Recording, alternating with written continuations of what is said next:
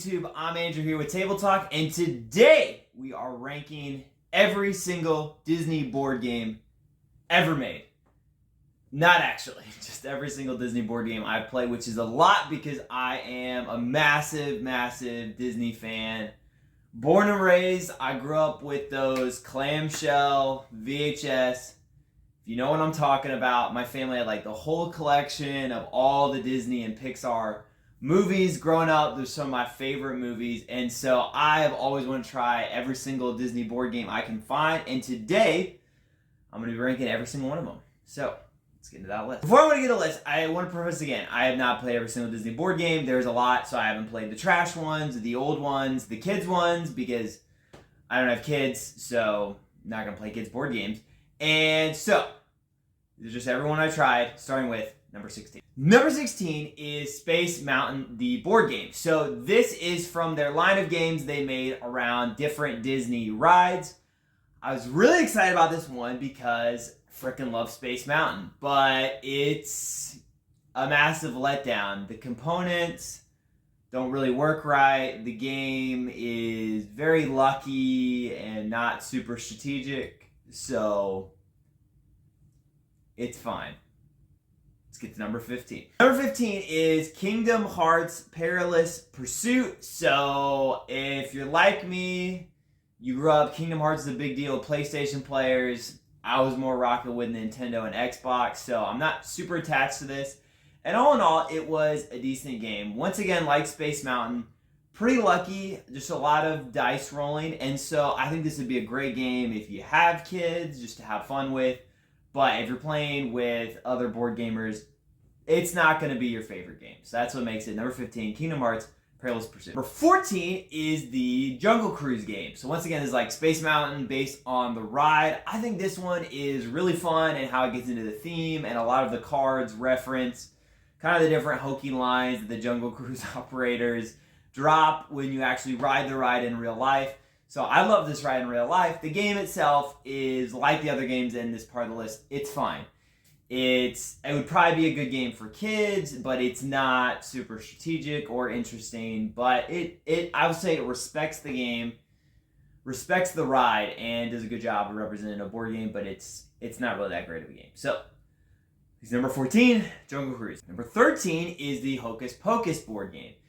So I'm going to admit, Hocus Pocus I'm not a huge fan of. I think it's really overhyped. I think it's weird that there's like all of these old witch women and they keep talking about like a 14-year-old kid being a virgin. And I don't think it's aged well, but a lot of people have a soft spot for it. I played the game. Like the other games on this list, it's pretty luck dependent. You're trying to kind of craft potions and be able to defeat the witches, so it's cooperative, but it's also like surprisingly difficult to win. It's very hard to win, and I also feel like it's very lucky. So I think if a game is really hard, it should be like you made the right moves to win, but this is kind of like you luck into winning, and I don't think that's a great combination. So a good production, I think more strategic than the games in the previous games I've mentioned on this list, but that's what lands Hocus Pocus, the game, here at number 13. All right, number 12 is Smash Up Disney. So this is the line of Smash Up games where you smash two decks together to build a deck, to capture different bases, to get points, and to ultimately beat the other people you're playing against. So you smash two factions together. So this expansion that you can also like play on its own introduces for Disney factions. So I love that. I love the idea of Smash Up, but I don't love the game because I think 4-player, it's a little too much, takes a little too long. 2-player, I don't think it's interesting enough. So this game, I really think you should just play at 3, and it's just a lot of counting points and different things, and I think it's an interesting idea, but I don't think it's as great of a game. So overall, I think it's fine to decent, and that's what makes it number 12. Number 11 is Big Thunder Mountain, the game. So once again, this is another game in the Disney Parks line, which I think all do a fun job of representing the rides. I think this one does a lot of fun as it has actual 3D components of rolling stuff down tracks, but the components, like the other games, Special Space Mountain don't always work correctly, so I think this game is fun more than it is strategic, but it doesn't entirely work right, and so that's what keeps it from being a good game and makes it number 11. Alright, so number 10 on the list, this is where we're going from fine to decent to like, these are actually like they're good games. They're not great, they're not amazing, they're good games. And this is Mickey's Food Fight. So this game, you're running around with Mickey and the crew, throwing food at each other, trying to score points, and ultimately win the game. I don't remember much from this game. It was pretty simple. It's, again, not a great game, but it was good. It was good for what it was. It's simple, it's fun, probably a great game for kids, and that's ultimately what makes it number 10 on the list. Number 9 is Disney Color Brain. So this is a game that's all about trying to remember what color things are. So there's a normal color brain where maybe you have to remember colors of a flag or whatever, and you have color cards. And it's trickier than you realize trying to remember what color things were. So this one brings things from the Disney and Pixar universe, trying to remember what color things were. So I think it's a lot of fun compared to a lot of other trivia games because this is putting a spin on it with color. But ultimately, like a lot of trivia games, ultimately, if you know, you know. I mean, you could try to guess.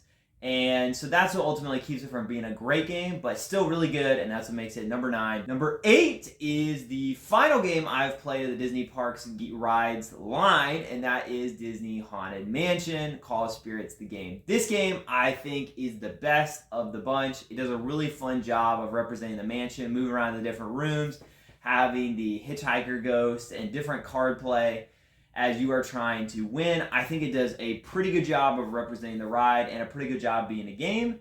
Not the greatest game in the world, and that's what leaves it here at number 9. Number 7 is Gargoyles, the cooperative board game. This game, I think, is a great intro cooperative game as you control different gargoyles run around New York City. There's 4 different scenarios, I think, and all of the gargoyles work a little differently.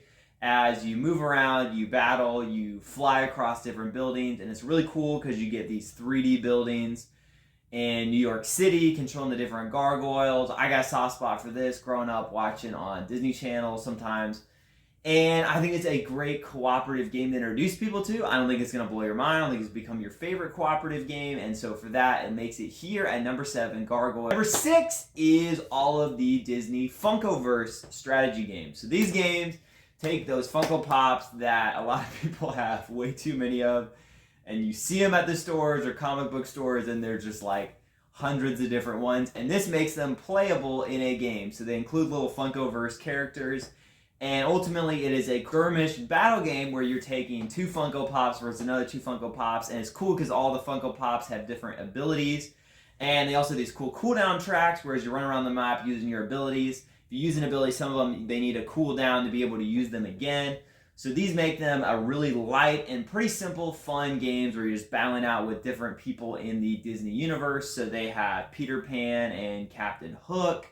They've got people from Marvel and all other different worlds, Alice in Wonderland. So they got Disney characters along with a lot of other characters you can mix and match. So like Darkwing Duck even. So it makes it a lot of fun. Disney Funko Verse. My number 5 is a fantastic production and a really cool idea, and this is the game Disney Animated. So in Disney Animated, you're working together as the people that make Disney movies. I don't know, the artists and the composers and different things. And you're trying to complete your classic Disney movie. So each of you is trying to complete a different movie, but you're working cooperatively to all try to finish together. The Disney villains are trying to get you to stop from finishing the movie because they know what happens. They lose. And you're going to be getting different abilities to be able to add music or different parts of your cells. And they actually have the animation cells. So this makes it a really solid cooperative game. Disney Animated and my number 5. Number 4 is where I think we go from good games to great games, and my number 4 is Disney Dixon. So the original Dixon was where you would put out a clue and you put out this weird abstract art card, and you wanted not everyone to guess it, but no one to guess it. And so this game brings that Disney world, so all of the art cards in the game are abstract representations of different things from Disney movies. And so it is a fantastic spin on this system and a great production as you get Disney meeples. You're hopping around different Disney islands, all from the films, and you're recognizing what cards are representing different films. And originally I was like, how is this going to work? Because you just tell the movie where it's from. But remember, Dixon, you need not everyone to guess it. So it gives you this world of Disney, but bringing different clues into it, making it a great game. And my number 4, that is Disney Dixon. My number 3 game is Disney Sorcerers Arena. So this is based on one of those apps you like always get advertisements for, where, you know, you have a couple heroes and you're battling in some world. There's a Marvel version, there's a Star Wars version, and ultimately the app, you guys spend a lot of time and money to unlock all the characters. Well, this game brings that world to the tabletop in that you are actually battling with different Disney and Pixar characters 3v3 in a battle. And what I love about this game is all of the different Disney and Pixar characters have a unique deck of different moves and battle actions they can take. They also have different abilities, and you can even upgrade your characters in-game. There's a lot of great expansions for this, so I encourage you to check those out, getting lots of different characters. I think they're on sale right now, and it makes it a great, fun skirmish game. If you like things like Unmatched or Funko Verse, check out Disney Sorcerers Arena, my number 3. Number 2 favorite Disney game of all time is where I think it goes from great to amazing, and this is Disney Lorcana. So this is a collectible or trading card game inspired by Disney, with an all-new original world and artwork, where in this world, people create these glimmers or versions of famous Disney characters, but they might be slightly different or completely different. So this leads to really cool characters and artwork, and it takes that cooperative card battling game mechanic like from Pokemon or Magic the Gathering, but makes it a lot simpler and a lot less expensive and competitive to get into. Because in this game, instead of having to get enough energy or mana to play your cards, you can use almost any card as energy to get all your characters out. It's also a lot simpler with a lot less keywords in those games, but it brings that flavor and experience of a card game where every single character has different abilities and is a different type of card, and leads to a lot of fun as you're trying to quest for lore instead of just trying to beat your opponents to the ground. But you can also challenge your opponents in 1v1 or multiplayer to stop them from getting their goal. So this brings that flavor of a collectible card game and getting much different characters, and makes it a lot simpler, more affordable, less competitive. So if you're like me, just get some starter decks, play very casually, just pick up characters you like, don't worry about getting a ton of booster packs, and just play this really fun Disney card game. Disney Lorcana, my number 2 Disney game of all time. Thank you guys always for watching. Love it, appreciate it. Please comment. I love when you comment. I know my videos aren't the best quality. I don't always make time to resources with other people, but I just love talking with other people about board games. So thank you all so much for doing so. I never expected it. Let's get to number 1. Number 1 is Disney Villainous. This game is amazing in bringing that Disney theme to the tabletop, where each of you is playing as a unique Disney villain inside of their movie, where you're going to move around their character piece, getting different actions each turn, and playing out your allies and items from that villain in their movie. And your opponents will be sending fake cards your way in form of the heroes and good guys and good moments from those movies, foiling the villain's plan, where ultimately you have a unique villain goal just like everybody else.